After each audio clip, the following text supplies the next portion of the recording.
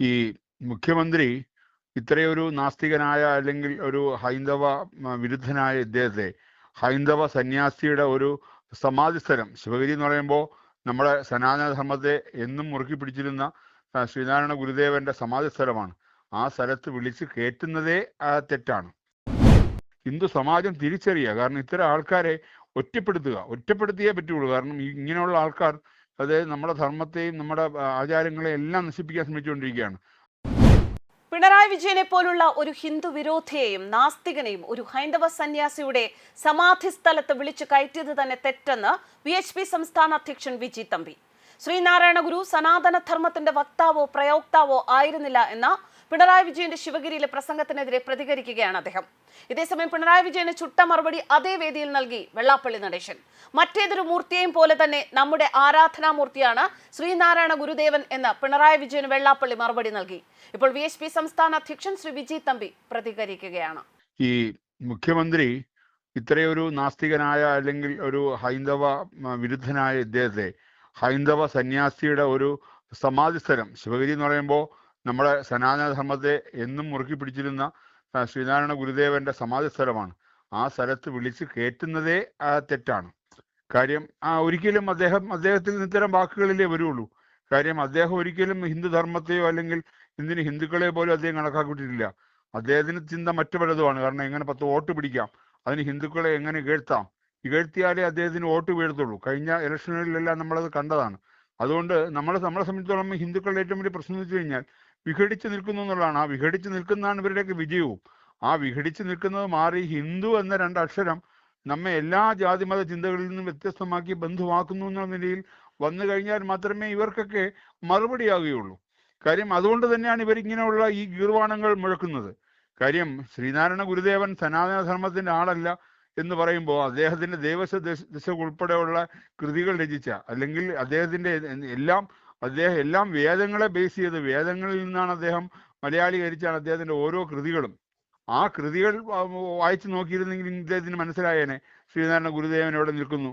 അല്ല ശ്രീനാരായണ ഗുരുദേവൻ പഴയ കമ്മ്യൂണിസ്റ്റുകാരനായിട്ടാണോ ഇനി ഇദ്ദേഹം കണ്ടിട്ടുള്ളത്? ഈ കമ്മ്യൂണിസ്റ്റുകാരിൽ തന്നെ എന്താണ്, കമ്മ്യൂണിസ്റ്റുകാർ പോലും ഈ തലയെ മുണ്ടിട്ട് അമ്പലത്തിൽ പോകുന്നവരാണെന്ന് പലരും.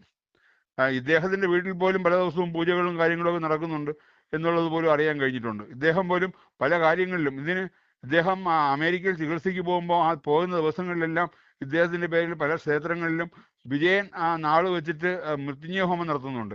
ആ നടത്തുന്ന പൂജാരി തന്നെ നമ്മോട് പറഞ്ഞിട്ടുണ്ട്. അപ്പൊ ഇതെല്ലാം ഒളിച്ചു ചെയ്യുകയും പുറത്ത് എല്ലാ രീതിയിലും കുറ്റപ്പെടുത്തുകയും ചെയ്യുന്ന ഒരു രീതിയാണ് ഇദ്ദേഹം സ്വീകരിച്ചുകൊണ്ടിരിക്കുന്നത്. നമ്മുടെ പല കാര്യങ്ങളും നമ്മുടെ ക്ഷേത്രങ്ങളെയും നമ്മുടെ ആചാരങ്ങളെയും അനുഷ്ഠാനങ്ങളെയും എല്ലാം തകർക്കാനാണ് കാരണം ഈ കുറെ കാലമായിട്ട് കമ്മ്യൂണിസ്റ്റ് സർക്കാർ ശ്രമിച്ചുകൊണ്ടിരിക്കുന്നത്. അതിൻ്റെ ഒരു ഭാഗം തന്നെയാണിത്. അപ്പൊ ഇദ്ദേഹത്തെ പോലെ ഒരാളിനെ അവിടെ വിളിച്ച് കയറ്റിയതാണ് ഏറ്റവും വലിയ തെറ്റ്. ഒരിക്കലും അദ്ദേഹത്തെ പോലെ ഒരാളിനെ അവിടുത്തെ ഇത്രയും പവിത്രമായ ശ്രീനാരായണ ഗുരുദേവന്റെ ഇത്രയും പവിത്രമായ ആ പുണ്യസ്ഥലത്ത് ഇങ്ങനെ ഒരാളിനെ വിളിച്ച് കയറ്റിയത് തെറ്റ് തന്നെയാണ്. അത് തീർച്ചയായിട്ടും അത് അവർക്ക് മനസ്സിലായി കാണും. എനിക്ക് തോന്നുന്നു ശ്രീ വെള്ളാപ്പള്ളി നടേശൻ അവിടെ വെച്ച് തന്നെ അതിന് മറുപടി കൊടുത്തു എന്നുള്ളതാണ് ഞാൻ അറിഞ്ഞത്. അത് കൃത്യമായി കേട്ടില്ല, എന്താണ് അദ്ദേഹം പറഞ്ഞതെന്നും കേട്ടില്ല. എന്തായാലും ഇതൊരു കാരണം ഈ ഹിന്ദുക്കൾ ഇനിയെങ്കിലും ഇത് മനസ്സിലാക്കുക, ഹിന്ദു സമാജം തിരിച്ചറിയുക. കാരണം ഇത്തരം ആൾക്കാരെ ഒറ്റപ്പെടുത്തിയേ പറ്റുള്ളൂ. കാരണം ഇങ്ങനെയുള്ള ആൾക്കാർ നമ്മുടെ ധർമ്മത്തെയും നമ്മുടെ ആചാരങ്ങളെയും എല്ലാം നശിപ്പിക്കാൻ ശ്രമിച്ചുകൊണ്ടിരിക്കുകയാണ്. അങ്ങനെയുള്ള ആൾക്കാരെ നമ്മൾ തിരിച്ചറിഞ്ഞില്ലെങ്കിൽ തീർച്ചയായിട്ടും ഇത് വളരെ ദോഷത്തിലേക്ക് വരും എന്നുള്ളത് തന്നെയാണ് എൻ്റെ അഭിപ്രായം. മറ്റൊന്ന് സർ, ലോക സമസ്ത സുഖിനോ ഭവന്തു എന്ന ഭാരതീയ ദർശനത്തെ വരെ അദ്ദേഹം അവഹേളിക്കുന്ന തരത്തിൽ സംസാരിച്ചു എന്നതാണ്. അവിടെ നമ്മളിപ്പോ സനാതന ധർമ്മത്തെയോ ഹിന്ദുവിനെയോ ഒന്നും സംസാരിക്കാതെ തന്നെ എല്ലാവരും നല്ലതുപോലെ ഇരിക്കട്ടെ, സുഖമായിരിക്കട്ടെ എന്ന ഒരു ആശംസയെ അവഹേളിച്ചു എന്നതിലൂടെ തന്നെ ഇദ്ദേഹത്തിന്റെ മനസ്സിൽ എത്രമാത്രം മറ്റുള്ളവന്റെ നന്മ ആഗ്രഹിക്കുന്നു എന്നുള്ളത് വ്യക്തമല്ലേ? അത് ഇഷ്ടമല്ല എന്നുള്ളത് വ്യക്തമല്ലേ? ലോക സമസ്ത സുഖിനോ ഭവന്തു എന്നുള്ളതിന്റെ അർത്ഥം പോലും അദ്ദേഹത്തിന് അറിയില്ല. എന്താണ് ഉദ്ദേശിക്കുന്നത്? ഒരിക്കലും ഹിന്ദു സമസ്ത സുഖിനോ ഭവന്തു എന്ന് പറഞ്ഞിട്ടില്ല, ഭാരതീയർ സമസ്ത സുഖിനോ ഭവന്തു പറഞ്ഞിട്ടില്ല. ലോകത്തുള്ള എല്ലാ മനുഷ്യർ മാത്രമല്ല, എല്ലാ ജന്തു വർഗ എല്ലാ ജീവിജാലങ്ങളും എല്ലാ സസ്യലതാദികളും നന്നായിരിക്കട്ടെ എന്നുള്ളതാണ് അതിന്റെ അർത്ഥം. കാരണം മനുഷ്യൻ മാത്രമല്ല, ലോക സമസ്ത സുഖിനോ ഭവന്തു, ലോകത്തുള്ള എല്ലാം ജീവനുള്ളതും ജീവനില്ലാത്തതുമായ എല്ലാവർക്കും സൗഖ്യം പ്രാപിക്കട്ടെ എന്നാണ് ആ മഹത്തായ സന്ദേശം. അതുപോലും മനസ്സിലാക്കാതെ അതിനെ ഇങ്ങനെ വളച്ചൊടിച്ച് പറയാന്ന് പറഞ്ഞാൽ എന്താ പറയുക, അദ്ദേഹം എന്ത് പറഞ്ഞാലും ഈ പറഞ്ഞ നമ്മുടെ എന്താ പറയാ വായിൽ എന്ത് വന്നോ അതെല്ലാം വിളിച്ചു പറയുന്ന ഒരു അവസ്ഥയാണ്. അതിന് നമുക്ക് എന്താ പറയാൻ പറ്റുക അതിനെപ്പറ്റി?